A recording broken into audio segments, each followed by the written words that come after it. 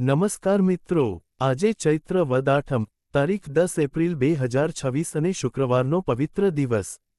આજના પવિત્ર દિવસે યાત્રાધામ દ્વારકા સ્થિત જગત મંદિર ખાતે રાજાધિરાજ દ્વારકાધીશ પ્રભુની દિવ્ય મંગલા આરતીના દર્શન કરી હજારો ભક્તો ધન્યતા અનુભવી રહ્યા છે।